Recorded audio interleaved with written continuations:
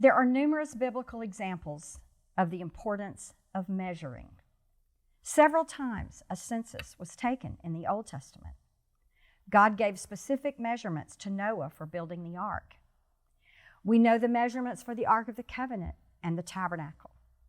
In the New Testament, we see an emphasis on numbers in John 6, the feeding of the 5,000, where they set people in groups of 50, identified the amount of food that was there, and the amount of food that was remaining. In the Acts narrative, we see spiritual growth described, geographical growth described, but Acts also specifies the amount of numerical growth of the first century church. The day of Pentecost, 120 were there, and then it grew to 3,000. In chapter 4, it mentions there were about 5,000. In chapter 5, it says they added to their number. In chapter 6, it says they were increasing in number. And in chapter 9, it says they continued to increase. So several references to numerical growth. Do you know that the reason a medical staff measures a person's vitals every doctor visit is to monitor their health? They're checking to see if these vital statistics are within the accepted range for good health. And if any of those numbers begin to fluctuate or drastically change, that's an indication that there is something that needs to be addressed. Church consultation is a process in which an individual or a team provides insights, recommendations, and guidance for improving the overall health of a church or to assist in a specific area of church need. One of the ways this is accomplished is by obtaining vital measurements in order to gauge the health of the church and pinpoint areas for improvement. Now, I want to take a moment to explain. This is a different process from coaching or mentoring. Coaching and mentoring focus more on individuals, whereas consulting focuses on the organization. Mentoring involves a relationship of sharing guidance and advice based on experience, like when a pastor calls an older minister or a leader to ask advice about a particular issue. Coaching is a form of development in which an experienced individual supports someone in achieving a specific goal. Like maybe when a pastor calls someone for help in managing their time, or a pastor brings in someone to speak specifically to leaders in their church. But consulting occurs when someone with knowledge in a specific area provides advice or services in an area of specialization to assist the organization with their performance or their progress or the implementation of a new process. It does not necessarily require a personal relationship. A church consultant utilizes numerous methods, including analyzing data, to observe and explore the health of a church in order to recommend methods of applying biblical principles. So monitoring measurements on an ongoing basis allows a church to have early indication if a critical area begins to show signs of trouble, giving leadership a chance to assess and adjust before the church begins to plateau or decline. So in this lesson, I want to share some areas for a church to keep ongoing measurements, and I want to discuss how those measurements may affect church growth. I do have a working spreadsheet that accompanies this lesson. You can obtain it at enlargeministries.com/lessons. In that spreadsheet are built-in formulas for most of this data that I will be talking about in this lesson. And as you enter your ongoing measurements, that spreadsheet will calculate percentages, totals, formulas, and give you statistics to let you know whether you're within range of healthy growth metrics. First of all, a measurement that should be always ongoing is attendance. Knowing the ongoing worship attendance helps a church monitor several areas related to growth as well as the management of resources. Once the average attendance of a church reaches 75% of its seating capacity, the facility limits growth, and you will not know if you have reached that limit if you are not measuring. When a church reaches 75% capacity, guests will not struggle to find a seat, especially if their family cannot sit together, and this becomes a church growth barrier unless it's attended to. Another metric is a church can determine if they have adequate parking.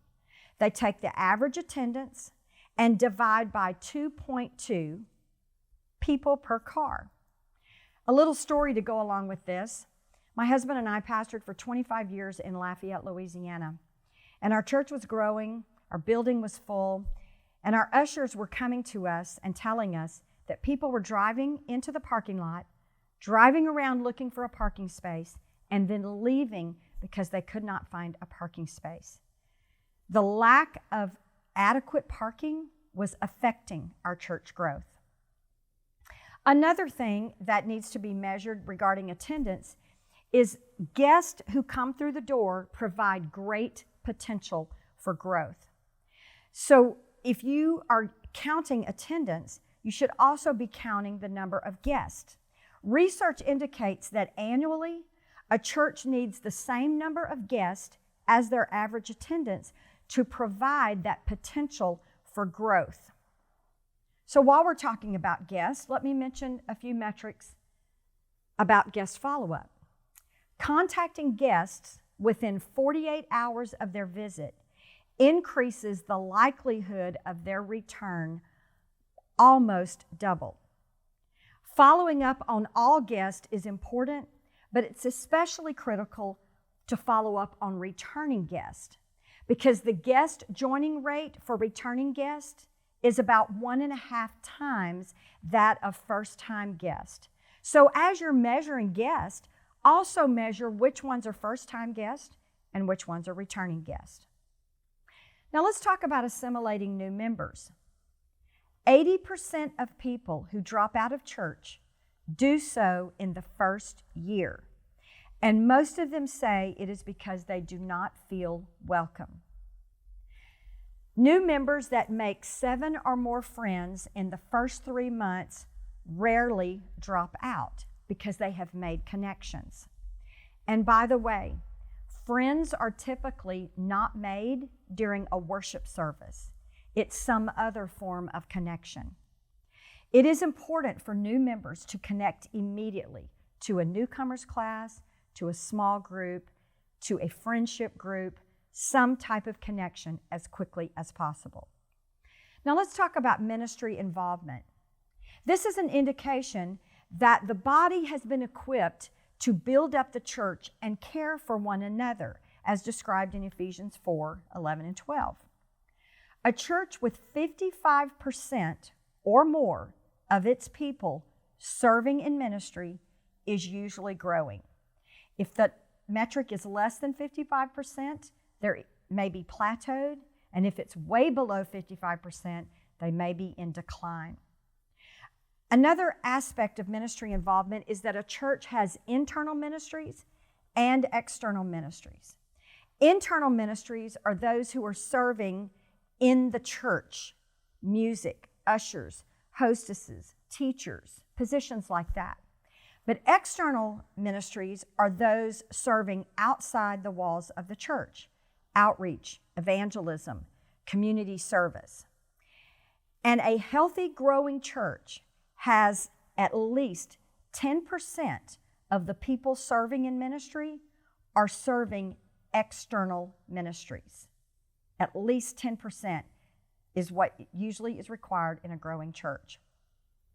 Speaking of connecting people to our churches, let's talk about small groups. A great metric for small groups is to have at least 7 groups for every 100 members. Another metric is that groups should not contain more than 12 to 15 people in order to allow close personal connection. It's also very important that new groups are always being started, because it's easier for a new person to join a new group than to try to break into a long-standing group where members already know each other and are already connected. Now let's look at some metrics for budgeting. Let's talk about our facilities and our facility expense. There's a twofold purpose here. Number one, so that the church is not restricted from their mission. And number two, so that money is available to serve the mission. The debt service, or the monthly mortgage of a church, should not be more than 28% of the operating budget. And the total facility expense, mortgage, insurance, furnishings, repairs, landscape, anything having to do with the upkeep of the facilities, should be 50% or less of the operating budget. Otherwise, a church becomes a slave to a building. This is why when a NAM pastor, a North American missions pastor, goes into a community and has a few people, they may not immediately begin to purchase or rent their own building because they may become a slave to the building if it is too much of their operating budget or more than their income can sustain. Let's talk about staff expense. Pastoral staff salaries and benefits. For smaller churches, that amount should be 50 to 60% of the budget. For larger churches, usually it's around 40 to 50% of the budget. Now, some pastors right here may be thinking, oh, well, we're great because we're way less than that. But the problem is, if the percentage is less than that, it may be an indication that member care is suffering. The only way that member care is not suffering when there's not money being spent on a pastoral staff is if there is a healthy team of volunteer leaders who are helping with pastoral care. Let's talk about outreach expense. At least 10% of the operating budget should be spent on local outreach or events or services that are designed to attract newcomers in the church's surrounding community. Many times a church may feel that they are adequately funding the mission because they're sending a lot of money to missionaries overseas or missionaries in other locations. But growing churches spend at least 10% of their annual budget on local outreach or things in their church that are attracting the local community. Another thing, the larger the church, the more important it is to spend 5% of the budget on advertising to make sure that the community knows what is available in your church. Now, let me give you a few other helpful statistics that may not have to do with money or attendance. Entry events. Growing churches usually have at least 9 per year entry events. An entry event is a service or an event that is designed especially to attract the unchurched. It is designed also to give the church an opportunity to invite guests to a special occasion or a special event. These are things like Friends Day, maybe an Easter egg hunt, a Christmas program, a service honoring the community, first responders, things like that that speak to the speak to the community. The reason for doing this is because it helps a church, number one, break old attendance records on a special day. And when that happens, the church sees the possibility of becoming a larger church. And it has been shown that once a church breaks an attendance record, they rarely come back down to previous attendance levels. That they tend to begin to spike up after that because this exposes the community and the church to connection with people. Annual growth phases are another area that pastors should be aware of. These are times during the year which are natural growth phases for a church, and a church can focus on those and plan accordingly. Those growth phases are the first of the year because people are trying to keep up with those New Year's resolutions. Another growth phase is right after Easter. A lot of people come to church at Easter. They see what your church can offer, and they are more apt to return right after Easter. Another growth phase in the year is back to school because people are trying to get back into the rhythm of their life, their schedule. Another time is during the holidays. Speaking of the holidays, Christmas Eve has been shown to be the number one time that unchurched young families and singles go to church, and that is on Christmas Eve. So consider offering a short 1-hour service on Christmas Eve, even if it's not on a Sunday. The best attended Christmas Eve service has been shown to be mid-afternoon. Our church read this statistic and this metric many years ago, and so we decided to try a Christmas Eve service. And we did that. We planned it where it would be 1 hour exactly, and I believe we had it maybe at 4 o'clock in the afternoon. Much to our amazement, we showed up. Not only was the building full, there was standing room only for that Christmas Eve service. So that is a great time to attract the unchurched. Another metric is the flock ratio. The flock ratio is the number of members per the number of paid ministry staff. That ratio is 150 to 1. That means a church should have one full-time staff member, pastoral staff member, for every 150 persons in worship. I personally believe this is one reason why the average church size in America now is approximately 65. Because a church gets to the capacity where one person is no longer capable of managing a growing number of people. The second staff member should be added before a church reaches 150. In fact, statistics show that if that does not happen, many times the church never reaches 150. And from our own personal experience, I will say this was one of the hardest things to do in growing our church, because it takes a major step of faith due to finances involved in adding that second, maybe assistant pastor or a youth pastor or whatever. That's a major step of faith.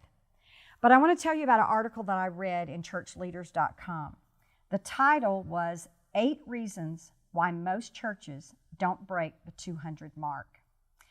It said this: the first reason is not lack of desire, it's not lack of prayer, it's not lack of love, and it's not even a lack of facilities. And I quote, "They organize, behave, lead, and manage like a small organization." And it went on to describe it's like the difference between how you organize a corner store and how you organize a larger supermarket.